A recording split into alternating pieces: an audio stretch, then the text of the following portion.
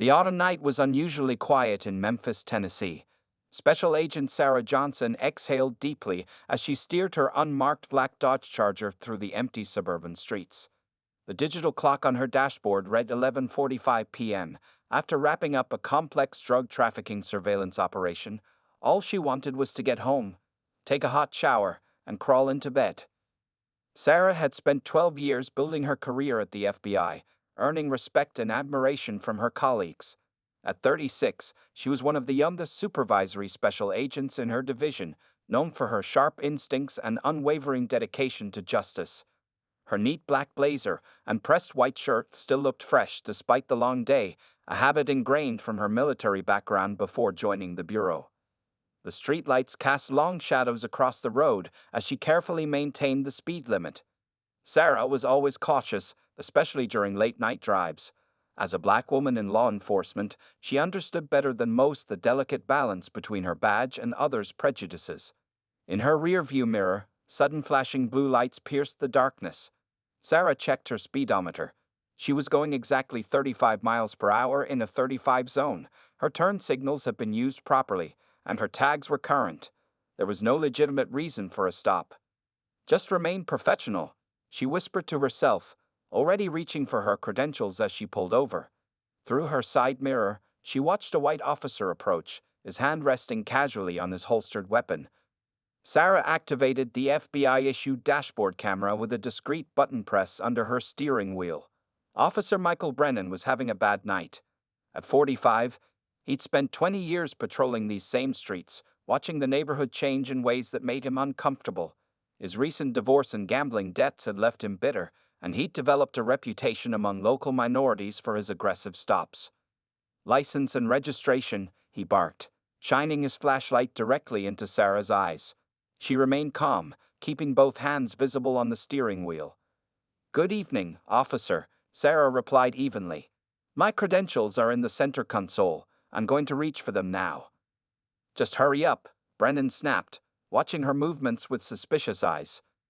Sarah slowly retrieved her FBI badge and identification, along with her vehicle registration. "Officer, I'm Special Agent Sarah Johnson with the Federal Bureau of Investigation. This is an unmarked federal vehicle, and I'm currently—" Brennan cut her off with a dismissive laugh. "Sure you are. You people always have some kind of story." He snatched the documents from her hand, studying them under his flashlight with growing frustration as he realized they were genuine. "Step out of the vehicle," he ordered, his voice taking on a dangerous edge.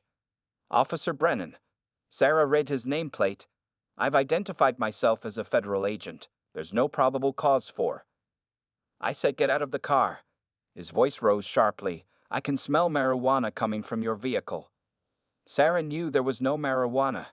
She hadn't even had a traffic violation in over a decade. But she also recognized the look in Brennan's eyes. She'd seen it before in corrupt officers who thought their badge made them untouchable. Following procedure, Sarah carefully opened her door and stepped out. She stood tall, her FBI training evident in her composed demeanor. "Officer Brennan, I want to be clear that I'm complying under protest. There is no probable cause for this stop or search, and you're now interfering with a federal officer." Brennan's face reddened. "Put your hands behind your back. You're under arrest for possession of narcotics and resisting an officer." As he roughly grabbed her wrist, Sarah remained silent, knowing the dashboard camera was capturing everything. She could see the hatred in his eyes, the absolute certainty that he could get away with this like he had so many times before. What Officer Michael Brennan didn't know was that this traffic stop would be his last. He had no idea that the woman he was wrongfully arresting had spent the past 3 years building cases against corrupt law enforcement officers. He couldn't have known that his entire history of racial profiling and false arrests was about to come crashing down around him. As Sarah was placed in the back of his patrol car, she caught his smug smile in the rearview mirror. She thought about all the other innocent people who had sat where she was sitting, victims of this man's prejudice and abuse of power. But unlike them, she had the full weight of the Federal Bureau of Investigation behind her. This was just the beginning. Officer Brennan's patrol car pulled into the police station parking lot at 12:30 a.m. Sarah Johnson sat quietly in the back seat, her wrists aching from the overly tight handcuffs. Through the metal grating, she watched Brennan strutting into the station to file his report, carrying a small plastic bag he'd mysteriously found in her car. Inside the station, the fluorescent lights cast harsh shadows across the booking area. Several officers glanced up as Brennan led Sarah through the doors, some showing surprise at seeing a well-dressed black woman in custody at this hour.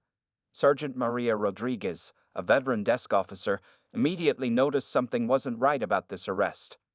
"Found this one with drugs in her car," Brennan announced proudly, dropping the plastic bag on the booking desk. "Tried claiming she was FBI too. Can you believe the nerve?" Sergeant Rodriguez looked at Sarah carefully, noting her professional appearance and calm demeanor. "Did you check her credentials, Mike?" "They're fake," Brennan said dismissively, already starting to fill out the arrest paperwork. These people get pretty good at making fakes these days. Sarah remained silent, mentally recording every word and action. Her FBI training had taught her the importance of remembering details, and tonight, every detail would matter. She knew that by now, her emergency beacon had alerted her supervisor, Special Agent Marcus Chen, about her situation. As if on cue, the station's phone started ringing. Sergeant Rodriguez answered, her expression changing as she listened to the voice on the other end. "Yes, sir. Yes, we do have someone matching that description in custody. I understand, sir. Right away." Brennan looked up from his paperwork as Rodriguez approached him. "Mike, we need to talk." That was the FBI field office. "So what?" Brennan scoffed. "They're probably just trying to cover for one of their informants." Before Rodriguez could respond, the station doors burst open. Special Agent Marcus Chen strode in, flanked by two other FBI agents. His presence commanded immediate attention, and the local officers instinctively stepped back. "Release Special Agent Johnson immediately," Chen ordered, his voice carrying the full authority of the Bureau. He held up his credentials. Though they weren't necessary, his reputation in Memphis law enforcement circles was well known. Brennan's face paled slightly, but he stood his ground. She was caught with narcotics in her vehicle. FBI agent or not, that's a crime. Chen smiled, but it didn't reach his eyes. "Officer Brennan, are you referring to the bag of oregano you planted in her car?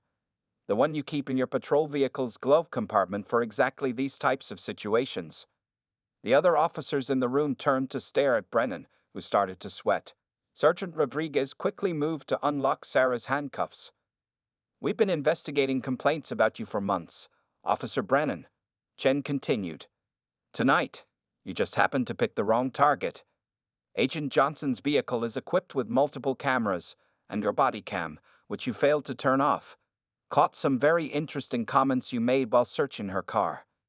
Sarah rubbed her wrists as she was released, maintaining her professional composure. She watched as Brennan's confident demeanor crumbled under the weight of realization.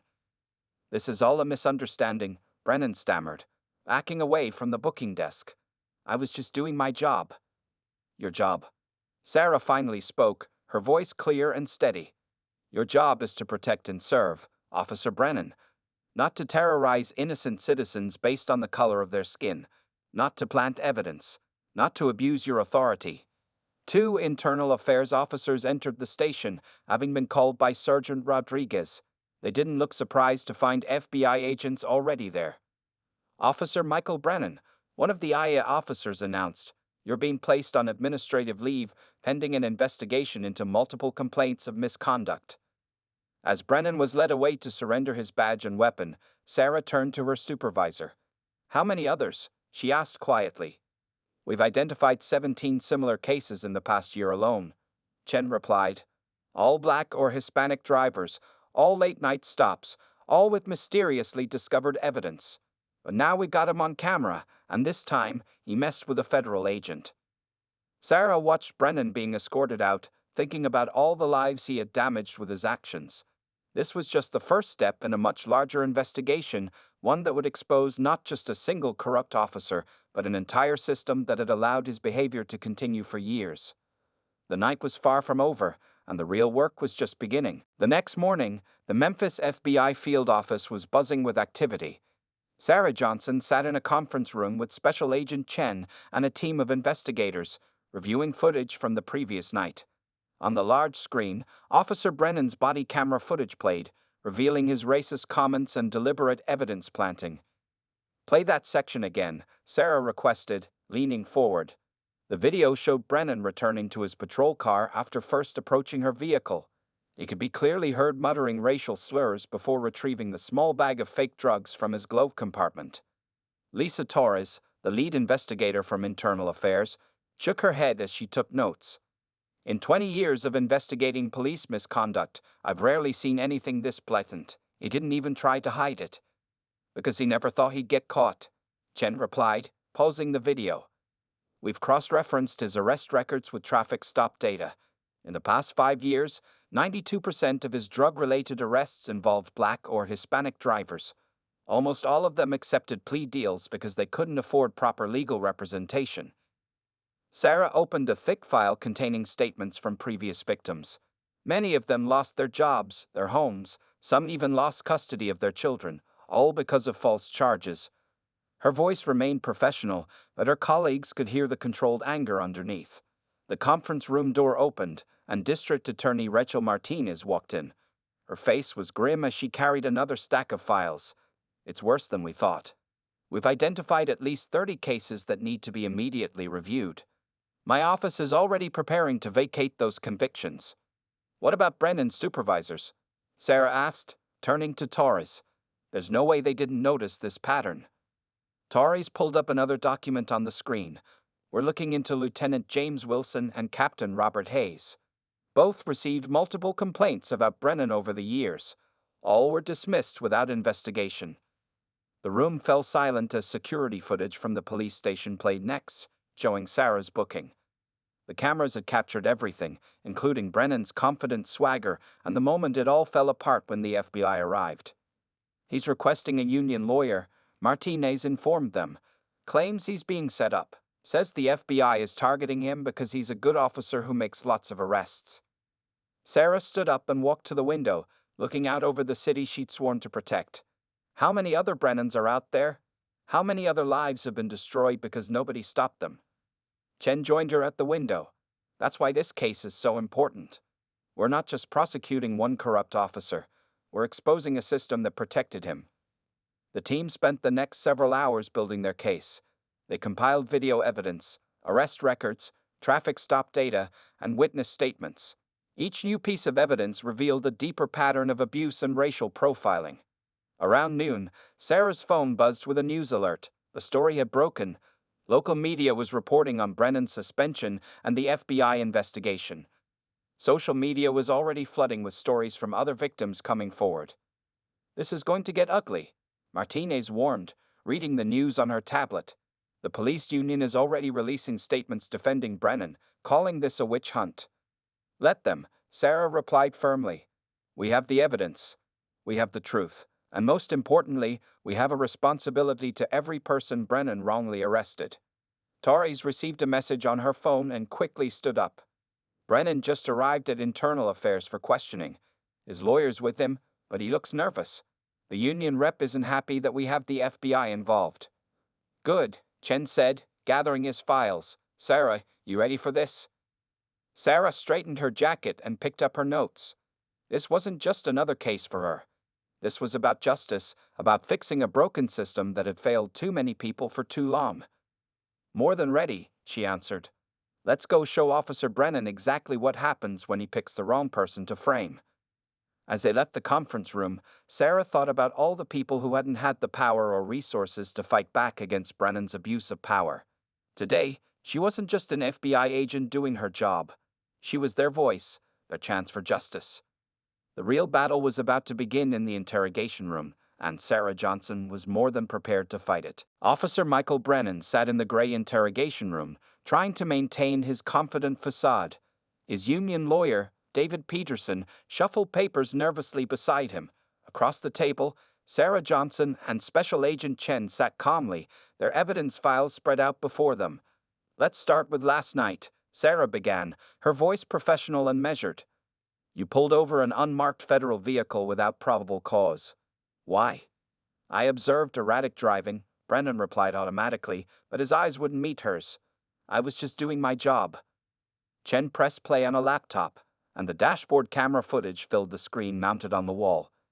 The video clearly showed Sarah's car driving perfectly within all traffic laws. "Would you like to try again, Officer Brennan?" Chen asked quietly. Peterson leaned forward. "My client was performing his duties as he saw fit. We don't need tow." "What about Maria Torres?" Sarah interrupted, sliding a photo across the table. "Pulled over 3 months ago. You claimed you found drugs in her car.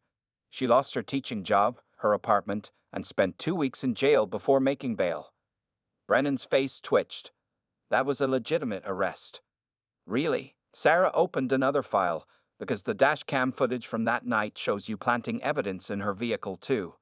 Same bag, same technique. You even made the same comments about these people while doing it. The color drained from Peterson's face as he watched the footage. He whispered something to Brennan, who shook his head stubbornly. "Or maybe we should talk about James Washington," Chen added, placing another file on the table. "Father of 3, lost custody of his kids because of your false arrest. The dash cam footage from his stop mysteriously disappeared, but your body cam backup tells an interesting story." Brennan's confident facade began to crack. "You can't prove anything. It's my word against. Against video evidence, against statistical data, against dozens of witnesses." Sarah leaned forward. "Your arrest record shows a clear pattern of racial profiling. Your body cam has recorded you making racist comments. We have evidence of you planting drugs in multiple vehicles. The question isn't whether we can prove it, Officer Brennan. The question is how many years you want to spend in federal prison." Peterson whispered urgently to his client again, but Brennan pushed him away. "You don't understand what it's like out there. Someone has to keep these neighborhoods safe. Someone has to." "Safe?" Sarah's voice cut through his excuses like a knife. "You destroyed innocent people's lives. You abused your power. You betrayed everything that badge stands for." The door opened, and Lisa Torres from Internal Affairs entered with more files. "We just found something interesting in Officer Brennan's patrol car. A hidden compartment under the seat containing multiple bags of planted evidence and a list of names. Some of these cases go back 5 years." Brennan's face went pale. He hadn't cleaned out his car before being suspended, too confident that he'd never be caught. "Here's what's going to happen," Sarah stated firmly. "You're going to give us names. Every officer who knew what you were doing. Every supervisor who covered for you. Every case where you planted evidence. And maybe, just maybe, the U.S. Attorney will consider a deal. If I do that," Brennan's voice shook, "the other officers will." "You should be more worried about the federal charges," Chen interrupted, "and the civil rights violations, and the dozens of lives you ruined who are now filing lawsuits." Peterson finally found his voice. "We'll need some time to discuss options." "You have 1 hour," Sarah replied, standing up. "After that, we go public with everything we have. Every video, every fake arrest, every racist comment. Your choice, Officer Brennan." As Sarah and Chen left the interrogation room, they could hear Brennan starting to argue with his lawyer. They both knew he would break. Men like Brennan always did when their power was taken away. "You handled that perfectly," Chen commented as they walked back to their office. Sarah nodded, thinking about Maria Torres, James Washington, and all the other victims. This isn't just about Brennan anymore. This is about changing the whole system that protected him. The next hour would determine whether Brennan would cooperate or face the full force of federal prosecution. Either way, Sarah Johnson knew that justice was finally coming for all those who had suffered under his corrupt badge. The wall of blue silence was about to come crashing down, and Officer Michael Brennan was just the beginning. 1 hour passed slowly in the Memphis FBI field office. Sarah Johnson reviewed case files while waiting for Brennan's decision, each document revealing more victims of his corrupt practices. The wall clock ticked past 2:00 p.m. when Peterson, Brennan's lawyer, knocked on her office door. "He'll talk," Peterson announced, looking defeated. "But he wants guarantees." Sarah exchanged glances with Agent Chen. "The only guarantee is that cooperation will be noted in sentencing recommendations. That's all he gets." Back in the interrogation room, Brennan looked like a different man. His arrogance had crumbled, replaced by the desperate look of someone who finally realized how deep of a hole he'd dug himself into. "Start from the beginning," Sarah directed, recording device running. "When did this pattern of behavior start?" Brennan's confession came out in fragments at first, Then, in a steady stream of information, he named Lieutenant Wilson and Captain Hayes as his primary protectors, describing how they had helped cover up complaints and destroy evidence. Wilson taught me the trick with the planted drugs, Brennan admitted, his voice hollow. Said it was an easy way to boost arrest numbers. Said nobody would believe those people over a police officer anyway. Sarah took detailed notes as Brennan continued. He revealed a systematic pattern of corruption that went beyond just racial profiling. There were kickbacks from local bail bondsmen, evidence that disappeared from the property room, and dozens of cases built on falsified evidence. The brass knew. Chen asked, though it wasn't really a question. They didn't just know, Brennan replied. They encouraged it. Called it proactive policing. Said we were keeping the streets safe by keeping certain people in check. As Brennan talked, internal affairs officers were already moving to secure evidence. Lisa Torres coordinated teams to collect documents before they could be destroyed, focusing on the offices of the supervisors Brennan had named. District Attorney Martinez arrived during the confession, listening with growing concern. This compromises hundreds of cases, she whispered to Sarah. Not just Brennan's arrests, but potentially every case these supervisors touched. Brennan's confession continued for hours. He provided dates, names, and specific incidents.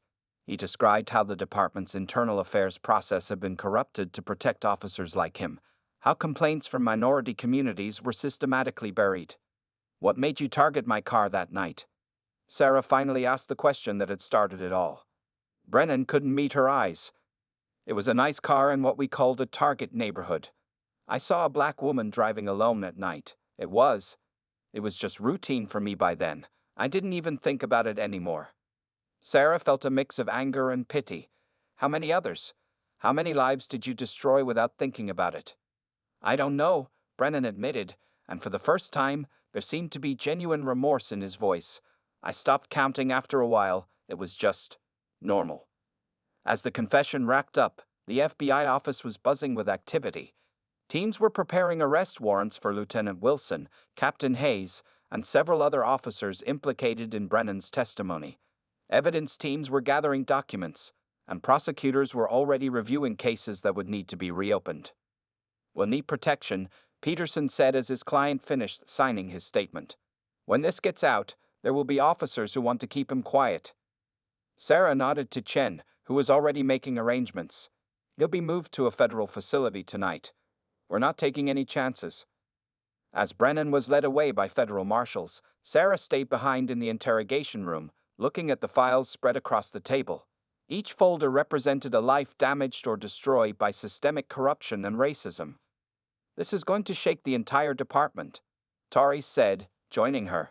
The police union is already getting calls about what's coming. Good, Sarah replied firmly. Sometimes you need to shake things up to create real change. She gathered her files, knowing that tomorrow would bring new challenges. The news would break about Brennan's confession, and the city would have to face the reality of what had been happening in its police department. But for now, Sarah Johnson had taken the first step toward justice. Officer Brennan's confession was just the beginning of what promised to be a long fight to reform a broken system. The truth was finally coming to light, and there would be no going back. The morning headlines hit Memphis like a thunderbolt. FBI uncovers massive police corruption. Multiple officers implicated in racial profiling scandal. Sarah Johnson watched from her office window as news vans gathered outside the federal building, their satellite dishes reaching toward the gray morning sky. Inside the building, organized chaos reigned. FBI agents and U.S. Marshals coordinated the early morning arrests of Lieutenant Wilson and Captain Hayes. Both men had been taken into custody at their homes, their faces showing shock as they were led away in handcuffs. They never expected Brennan to talk, Chen remarked, dropping a stack of morning newspapers on Sarah's desk. They thought the blue wall would hold. Sarah scanned the headlines. Local papers were running Brennan's booking photo alongside statistics from his arrests. National news networks were already picking up the story, focusing on the systematic nature of the corruption. District Attorney Martinez burst into the office, her phone buzzing constantly. The police union is in complete disarray. Half their board members are implicated in Brennan's testimony. They're scrambling to distance themselves from everyone involved. The evidence gathered in the previous day's raids was overwhelming. Internal Affairs had found hidden files in Wilson's office detailing years of covered-up complaints. Hayes's computer contained emails discussing how to handle problems with minority complainants. "We got protesters gathering at police headquarters," Torres reported, joining them. "Community leaders are demanding a complete department review. The mayor's office is calling for an emergency press conference." Sarah straightened her jacket, preparing for the media briefing scheduled for noon. As the agent who had broken the case, she would need to present the FBI's findings to the public. "The chief of police just resigned," Chen announced, reading from his phone. "Says he's stepping down for personal reasons, but we all know why." The press conference room was packed with reporters when Sarah stepped up to the podium. Camera lights flashed as she began to speak, her voice steady and clear. "Yesterday, former Officer Michael Brennan provided a detailed confession outlining years of systematic racial profiling, evidence planting, and civil rights violations within the Memphis Police Department. This morning, federal agents arrested several high-ranking officers who facilitated and covered up these crimes." Questions erupted from the reporters, but Sarah continued calmly. "We have documented evidence of at least 200 cases where innocent citizens were falsely arrested. The U.S. Attorney's Office will be reviewing all cases connected to the officers involved." A reporter stood up. "Agent Johnson, is it true that this investigation only started because Officer Brennan mistakenly targeted you?" "Sometimes it takes someone with the power to fight back to expose the truth," Sarah replied carefully. "But this investigation isn't about me. It's about every person who was wrongly arrested, every life that was damaged, and every officer who betrayed their oath to protect and serve." As Sarah fielded questions, more developments poured in. Other officers were coming forward, either to confess their involvement or provide evidence against their superiors. The police department's Internal Affairs Division was being placed under federal oversight. Back in her office after the press conference, Sarah received an unexpected visitor. Maria Torres, one of Brennan's victims whose case had helped break the investigation, stood in her doorway. "I saw you on TV," Maria said softly. "I wanted to thank you, not just for catching him, but for believing us. For years, nobody would listen when we tried to tell them what was happening." Sarah gestured for Maria to sit down. "The system failed you, and I'm sorry for that, but now we have a chance to fix it." "They're reviewing my case," Maria shared, hope in her voice. "The DA's office called this morning, said they're working to clear my record. I might even get my teaching job back." As Maria left, Sarah turned back to the mountain of work ahead. There would be trials, reforms, and years of rebuilding trust between the police and the community. But today, justice had taken its first steps. Her phone buzzed with a message from Chen. "Wilson's talking now. Says he wants to make a deal." Sarah smiled grimly. The wall of silence was crumbling, brick by brick. Soon, the full truth would come out, and the real work of reform could begin. Outside her window, she could see protesters and supporters mingling, holding signs demanding change. For the first time in years, their voices were being heard. The storm had broken, and Memphis would never be the same. The federal courthouse in Memphis buzzed with tension on a crisp Monday morning. 3 months had passed since Brennan's confession, and now the first major trial was beginning. Sarah Johnson straightened her suit jacket as she prepared to take the witness stand. Lieutenant Wilson and Captain Hayes had chosen to fight the charges, believing their decades of service would protect them. They sat at the defense table in expensive suits, their faces stern as they watched the jury file in. U.S. Attorney Rebecca Martinez opened the prosecution's case with a powerful statement. "This trial isn't just about corrupt officers," she told the packed courtroom. "It's about a system that allowed racism and abuse to flourish under the cover of authority." Sarah was the prosecution's first witness. As she took the oath, she could feel the defendant's cold stares. But her voice remained steady as she described the night of her arrest and the investigation that followed. "Officer Brennan's confession was just the beginning," she testified. "The evidence led us to a coordinated system of false arrests, targeting specifically minority communities. Lieutenant Wilson and Captain Hayes weren't just aware of these practices, they actively encouraged them." The defense attorneys tried to shake her testimony during cross-examination. They suggested the FBI had pressured Brennan into false accusations, that Sarah's own arrest had biased the investigation. "Agent Johnson," Wilson's lawyer asked smugly. Isn't it true that this entire case is built on the word of a disgraced officer trying to save himself? Sarah's response was calm but firm. This case is built on video evidence, documented patterns of abuse, internal department emails, and testimony from multiple officers. Officer Brennan's confession simply confirmed what the evidence already showed. Throughout the day, a parade of witnesses took the stand. Former officers described how Wilson had taught them to plant evidence. Community members told stories of false arrests and ruined lives.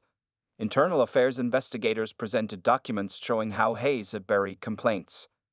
During a break in testimony, Maria Torres, now reinstated as a teacher, approached Sarah in the courthouse hallway. "How are you holding up?" Sarah asked. Maria smiled nervously. "I testify tomorrow. I'm scared, but I'm ready. Seeing them have to answer for what they did, it makes it worth it." The trial continued for 2 weeks. Each day brought new revelations of corruption. The defendants' facade of respectability crumbled as email after email was read into evidence, showing their casual racism and contempt for the communities they were supposed to protect. On the final day of testimony, the prosecution played a damning video. It showed Wilson teaching a group of rookie officers his techniques for handling stops in minority neighborhoods. His words, captured years ago by a forgotten body camera, echoed through the silent courtroom. "These people only understand one thing," Wilson's recorded voice declared. "Make the charges stick, whether they're guilty or not. That's how you keep control of these neighborhoods." The defendant's lawyers tried to argue context and procedure, but the evidence was overwhelming. When the jury left to deliberate, Sarah watched Wilson and Hayes whispering urgently with their attorneys. "They're finally realizing it's over," Chen commented, sitting beside her in the courtroom. "The whole system they built is coming down." The jury returned after just 6 hours. The courtroom fell silent as the four women stood. "On all counts against Lieutenant James Wilson, we find the defendant guilty. On all counts against Captain Robert Hayes, we find the defendant guilty." Sarah watched as the men who had enabled years of abuse were led away in handcuffs. Their faces showed not remorse, but shock, the shock of powerful men finally facing consequences for their actions. Outside the courthouse, a crowd had gathered to hear the verdict. When Martinez announced the guilty verdicts, cheers erupted. Community leaders who had fought for years to expose the corruption hugged and cried. Sarah stayed in the background, watching the celebration. This verdict was just one step in a longer journey. The department was under new leadership, reforms were being implemented, and dozens of officers were facing reviews of their conduct. "You did it," Maria said, finding her again in the crowd. "You actually did it." Sarah shook her head. "We all did it. Every person who spoke up, every victim who testified, every honest officer who finally said enough. This victory belongs to everyone who fought for justice." As the sun set over Memphis, Sarah knew that real change was finally beginning. The old system of corruption and racism had been exposed, and something better could now take its place. Justice had won today, but the work of reform was just beginning. 1 year after the landmark trial, Sarah Johnson stood at a podium in the Memphis Police Academy's graduation hall. The room was filled with new police cadets, their faces eager and attentive. As guest speaker for this new class, the first to complete training under the department's reformed policies, she felt both pride and responsibility. "Your badges represent a promise," Sarah told the diverse group of graduates. "Not just to enforce the law, but to protect every citizen's rights equally. The past year has taught us how crucial that promise is." The changes in Memphis have been dramatic. After Wilson and Hayes were sentenced to federal prison, the entire department underwent a transformation. New leadership had been selected through a community-involved process. Body cameras were now mandatory and couldn't be turned off during stops. Most importantly, a civilian oversight board with real power had been established. In the audience, Sarah spotted Maria Torres, now serving on that oversight board. Beside her sat Chen, who had helped implement new training programs focused on community relations and racial bias awareness. "The easy path is to look away when you see something wrong," Sarah continued. "The brave path is to stand up and speak out. Each of you has chosen to serve at a crucial time, when trust between police and community is being rebuilt." After the ceremony, Sarah met with some of the graduates. Many had been inspired to join the force because of the changes they'd seen over the past year. They wanted to be part of the solution, to show that policing could be done with integrity and respect. Agent Johnson, a young female cadet, approached her. "I read about your case in our ethics class. Did you ever imagine that one traffic stop would lead to all this?" Sarah smiled, remembering that night that seemed so long ago. Sometimes the biggest changes start with one person saying enough. But it's not about me, it's about all the people who suffered in silence before that night, and all the people who stood up afterward. Later that evening, Sarah attended a community meeting in the same neighborhood where Brennan had pulled her over. The local community center was packed with residents, police officers, and city officials, all working together on new initiatives for neighborhood safety. Michael Brennan, serving his reduced sentence for cooperation, had written a letter that was read at these meetings. In it, he expressed genuine remorse and detailed how the system had corrupted him, hoping others would learn from his mistakes. "The numbers don't lie," Chen reported during the meeting, showing the year's statistics. Complaints against officers are down 70%. False arrest accusations have dropped by 85%. Community trust ratings have doubled. Sarah watched as residents and officers discussed issues openly, without fear or hostility.